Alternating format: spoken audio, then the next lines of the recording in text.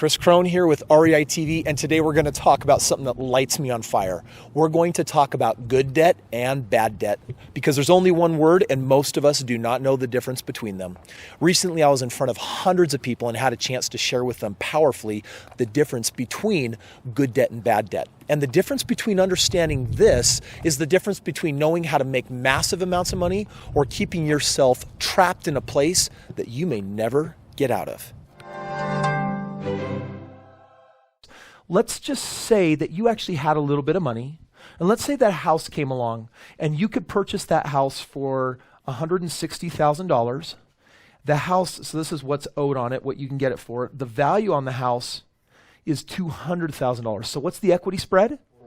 It's $40,000. And that equity spread is almost always going to translate into a good, healthy cash flow. So the two of them usually go hand in hand. You're not going to find an equity spread, and the only way that you're going to get a minimal cash flow is if for some reason they got a really bad loan on with the bank and have just a really high interest rate. Well, if you were to take this spread scenario and let's say that the person said, I'm willing to do this deal. Yes, it's going to cash flow you $400 a month. And if I were to buy this traditionally, what kind of down payment would I need to bring to the table? What's standard? 32. It's 20%. 20% on 160 plus closing costs is going to be around $38,000. Does everyone see that? This person says, though, I'll be the bank. That's what you're asking them to do. I'm going to assume the loan. And they're saying, for me to walk from my house because of my circumstances or my needs, I need $5,000. Now, as opposed to $38,000, how do you feel about $5,000? Well, let's say that within 60 days, you had to pay 2 mortgages, but then in assuming this house, let's say that what ended up happening is you ended up collecting a $5,000 down payment on the house. What's just happened here with what they needed and what I got? What's happened here? It zeroed itself out. But let's say I borrowed that $5,000 off my credit card. Did you know you can buy a house with a credit card? And you're thinking, oh, but Kris, credit cards have really high interest rates. No. Credit cards are investment cards. They are tools. Creating wealth is always about creating higher yields than you're borrowing the money for, yes? Getting deeply into business debt. Good decision or bad decision? Awesome decision. Said that just for you. Listen, consumer debt you want to avoid like the plague. Business debt you want to create. Create like what? Like there's no tomorrow, man. A bonfire. You want to go crazy with your business debt. Why? I'll show you why right here. I put $5,000 on a credit card. Oh, I just went into $5,000 of debt. No, you didn't. You're getting $400 a month on your money in 12 months. What's 400 times 12 months? $4,800. In 1 year, I made 100% on my money, paid it off. Now my credit card debt is gone. The next year I make $4,800. I made 100% the next year. The next year I make another $4,800. I make another 100%. Do you see? Do you see what you just did with your debt card? That wasn't your debt card. That was funding your wealth. I love business debt. Like, I'm loaded up to the max in business debt. Everyone just try it on for a minute. I love business debt. I try to get as much as I can. The more business debt I have, the more money I make. All right, we got someone sitting here that's like, Kris, I'm totally cringing to death. Let me give you a scenario. For the person that's cringing to death, we have someone in this room, I guarantee it, online right now that has $100,000 in a 401k or an IRA, and you're being a little good boy and girl that's been told your whole life that take that money and you need to put it in this account because your financial planner told you because they're planning for you to fail, right? You're being so good by putting that money in your IRA. You can't control it, you can't touch it, and every month it pays you nothing. This is why we love 401ks or IRAs. You're too stupid to have your money, so give me your money, and if you try to touch it, I will penalize you.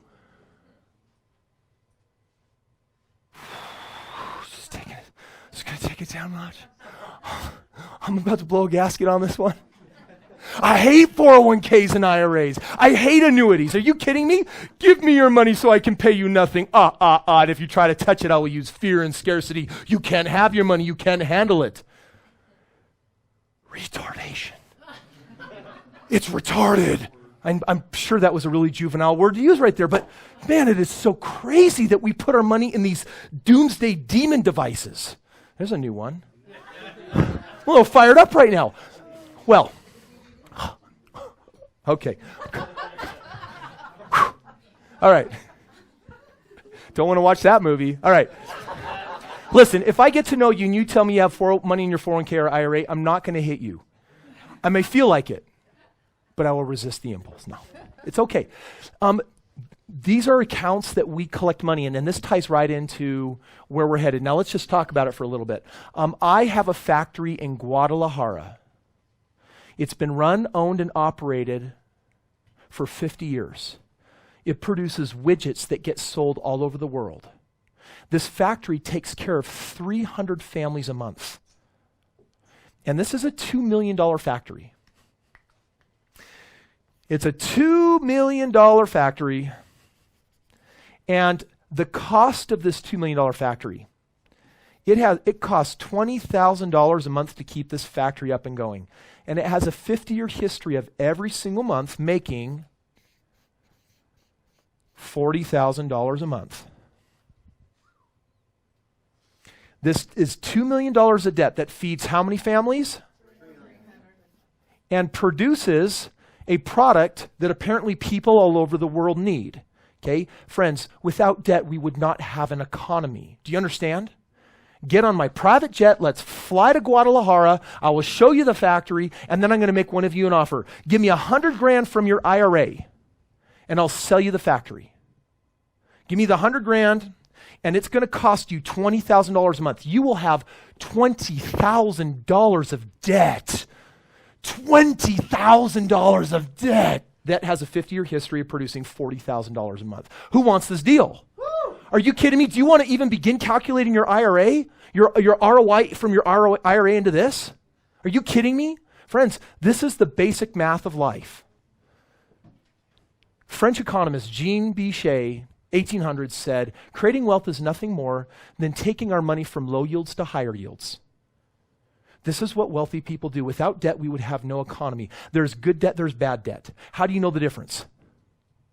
One gives you a return or more, higher yield, and the other gives you no yield.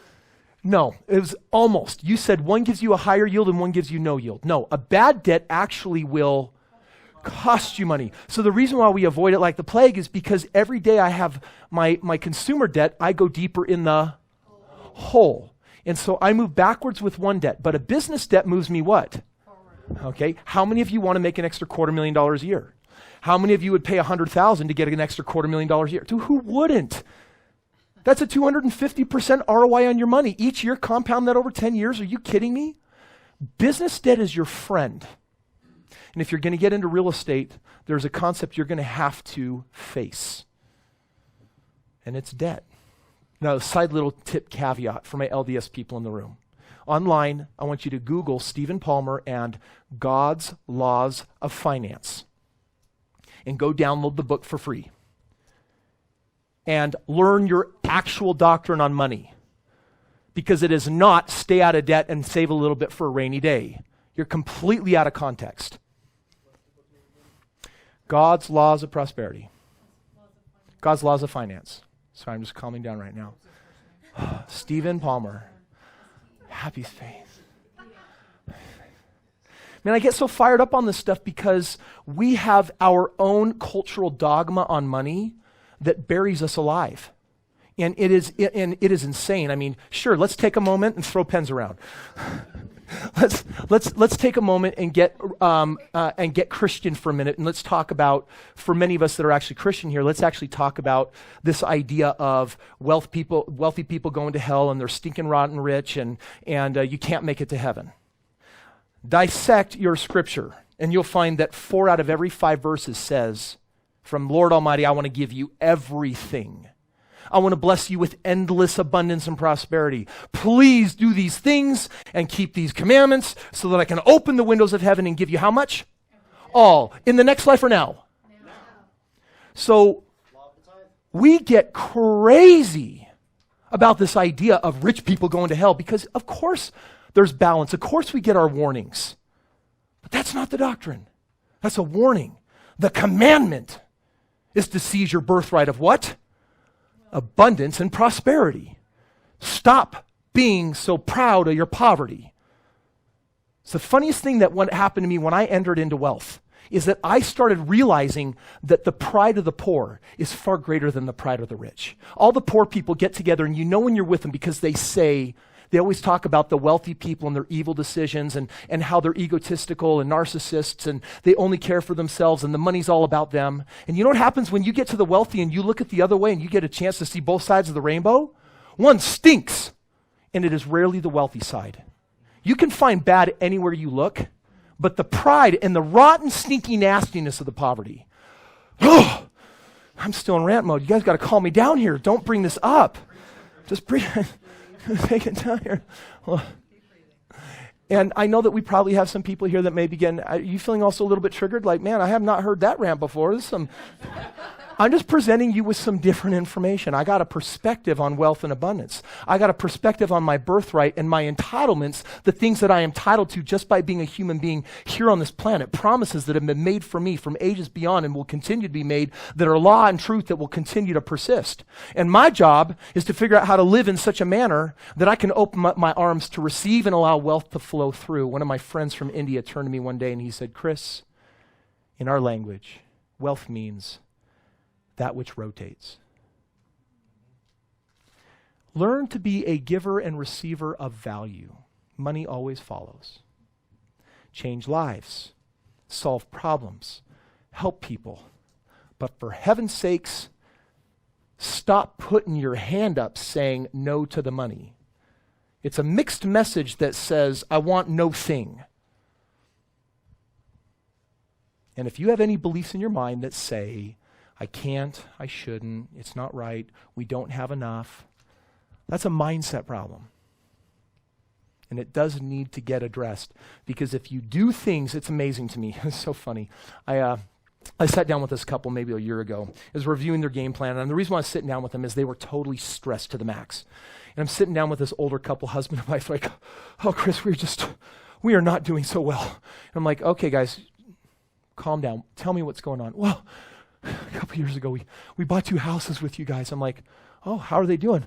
Oh, they're making us money every month. I'm like, okay, so what's wrong? Oh, the debt. Oh, we went into debt to buy these 2 houses. I'm like, okay, well, what did you buy these houses for? Well, you know, we bought these houses in this market and this market. We paid about $100,000 for each. I'm like, okay. Well, my team just pulled up a report. Right now they're worth about, oh, I know, we already looked into it. One's worth 150 and one's worth 160. I'm like, okay, so no.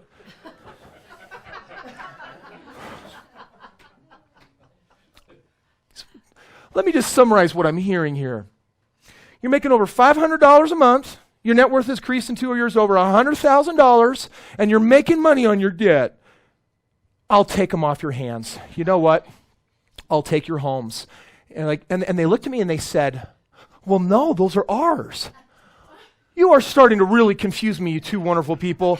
You got to make a choice. You're not doing so well with the foot and bolt doors. You got to either get it that business debt is blessing your life and it is treating you well and you even have results to prove it, or give me your real estate and get out of town. And that's my message for all of you. If you have a problem with debt, you got to face it. You got to come to grips with it, and you've got to decide. Most people that have a problem with debt, they simply haven't learned this one little piece of information. One word, 2 opposites. Debt. There's a good version and a bad version. One makes you, one loses you. One grows you, one takes away and destroys. So I just want to ask you right now, how many of you want some business debt? Good debt, bad debt. If you're going to jump in the game of real estate, you better reconcile and know exactly how you feel.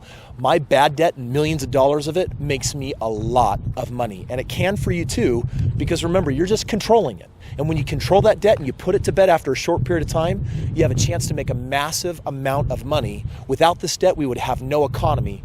So choose and pick a side. Hope you've enjoyed the video today. Want to invite you to subscribe and to receive more of these videos to help you become an expert investor.